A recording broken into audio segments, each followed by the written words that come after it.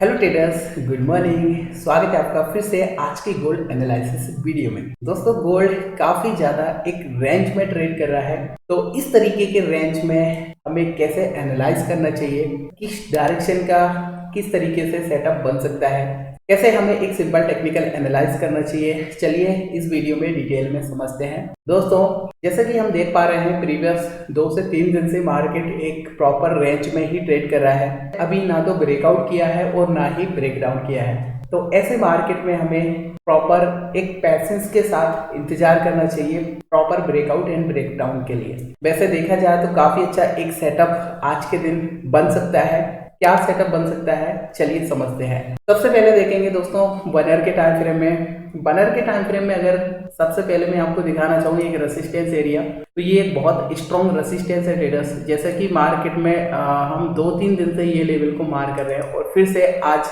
वो ही लेवल हमने मार किया है, क्योंकि मार्केट इस लेवल को ब्रेकआउट ही नहीं कर पा रहा। देखेंगे आप तो ब्रेकआउट करने के लिए देखो बार बार यहाँ पे ट्राई किया है, यहाँ पे ट्राई किया है ब्रेकआउट के लिए, देखो यहाँ पे ट्राई किया है और यहाँ पे भी ट्राई किया है, यानी 4th टाइम मार्केट ने ट्राई किया है ब्रेकआउट के लिए, लेकिन ब्रेकआउट नहीं कर पाया। जब भी किसी लेवल को बार बार मार्केट सपोर्ट या रेसिस्टेंस लेता है, बार बार ब्रेकआउट एंड ब्रेकडाउन करने के लिए ट्राई करता है, तो दोस्तों वो जो लेवल होता है वो थोड़ा वीक हो जाता है और नेक्स्ट टाइम जब वो मार्केट आता है तो हाई प्रोबेबिलिटी होती है कि मार्केट उस लेवल को ब्रेकआउट करे। तो ये 5 टाइम देखेंगे आप, तो ये 5 टाइम कहीं ना कहीं ब्रेकआउट करने के लिए ट्राई कर सकता है और इस बार हो सकता है मैं भी फिर ब्रेकआउट करे, हो सकता है, ठीक है, हो सकता है। 100% नहीं है कि ब्रेकआउट कर देगा, 100% नहीं है ट्रेडर्स। क्यों ट्राई कर रहा है ब्रेकआउट के लिए लेकिन नहीं कर पाया, तो हो सकता है मैं भी फिर से मार्केट यहाँ से रिजेक्शन कर दे।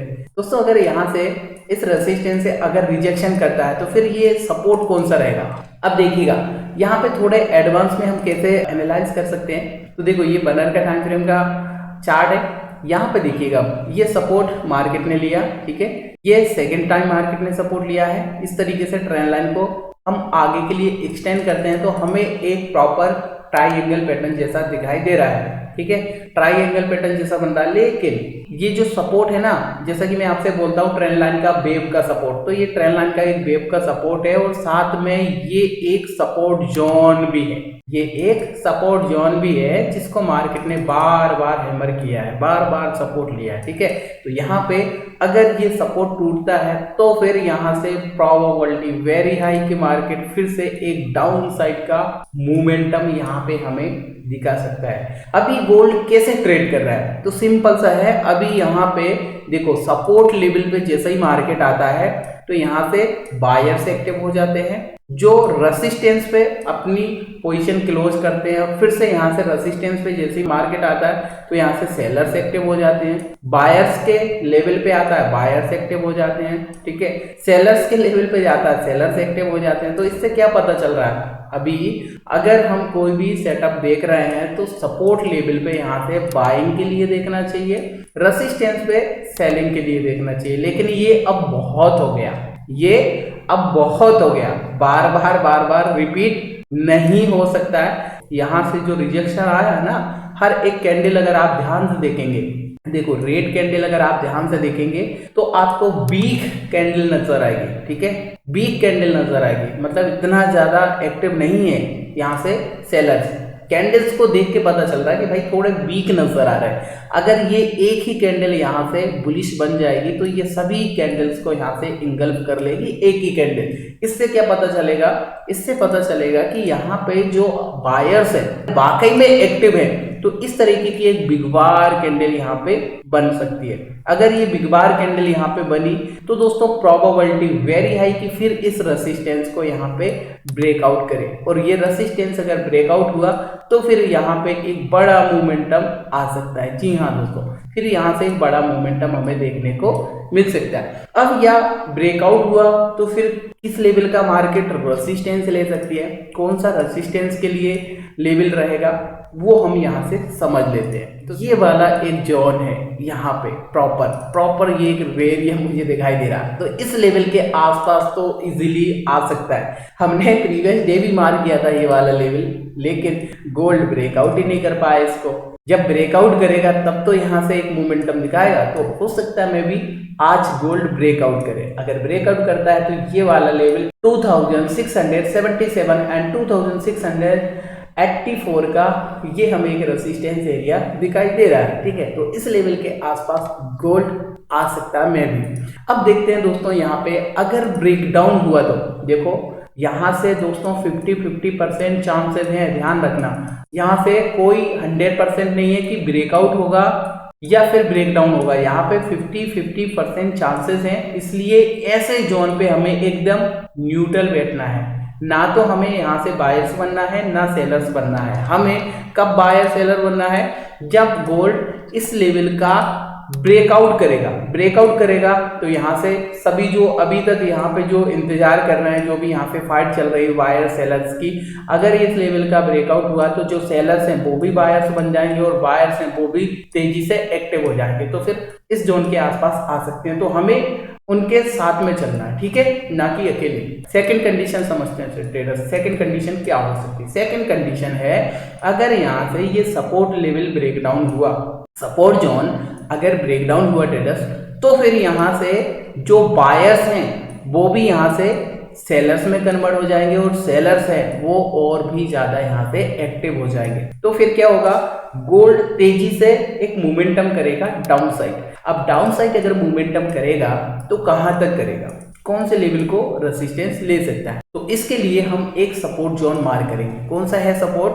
ये जो प्रीवियस लो आपको दिखाई दे रहा ना ट्रेडर्स, ये वाला जोन, ये वाला लेवल काफी अच्छा है। इस लेवल के आसपास इजीली सपोर्ट लेने के लिए आ सकता है, ठीक है। यहाँ पे ध्यान देना, ये वाला लेवल ब्रेकडाउन हुआ तो फिर ये टारगेट हमें इजीली देखने को मिल सकता है। लेवल क्या है?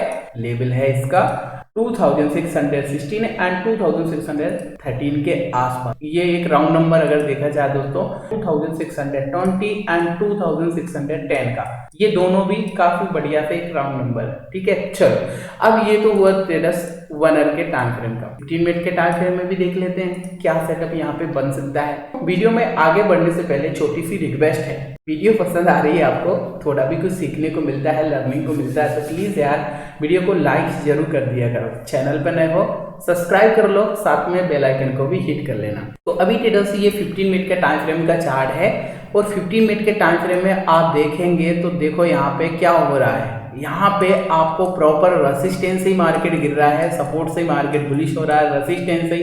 देखो यहाँ से कितना ज्यादा स्ट्रगल किया। अगर आप कैंडल को यहाँ पे देखेंगे ना, एक बढ़िया सी बिग बार कैंडल यहाँ पे बनाई है बायर्स ने, और यहाँ पे इस लेवल को ब्रेकआउट करने के लिए देखो कितना ज्यादा ट्राई किया ना। इस लेवल पे देखो आप कितना ज्यादा ट्राई किया, लेकिन यहाँ पे सेलर्स ने फिर से ताकत लगाई और मार्केट को नीचे लेके आया। अगेन देखो आप यहाँ पे ये एक फिर से बिग बार कैंडल बनाई, यहाँ पे बायर्स बहुत ज्यादा एक्टिव हुए, लेकिन फिर से ये एक, जैसा कि मैं बोल रहा हूँ कि रेजिस्टेंस एरिया है, सेलर्स का एरिया है, तो सेलर्स फिर से एक्टिव हुए और देखो यहाँ पे स्लोली यहाँ पे मार्केट को नीचे लेके आ रहे हैं। अभी देखो अगर 15 मिनट के टाइम फ्रेम में देखेंगे तो एक फिर से यहाँ से बुलिश कैंडल बनाई है बढ़िया थी, लेकिन फिर से यहाँ से एक रेड कैंडल में यहाँ पे कन्वर्ट हो रही है। यानी कि सेलर्स भाई इस लेवल के आसपास बहुत ज्यादा एक्टिव है, वो नहीं चाहते हैं कि इस लेवल को मार्केट ब्रेकआउट करे। सेलर्स चाहते हैं कि मार्केट फिर से इस लेवल को ब्रेक डाउन करे और बायर्स चाहते हैं कि इस लेवल का ब्रेकआउट करे। दोनों के अंदर बहुत तगड़ी वाली फाइट चल रही है। आप कैंडल को देखकर पता कर सकते हैं, ठीक है, कैंडल को देखकर आप पता कर सकते हैं कि सेलर्स और बायर्स में कितनी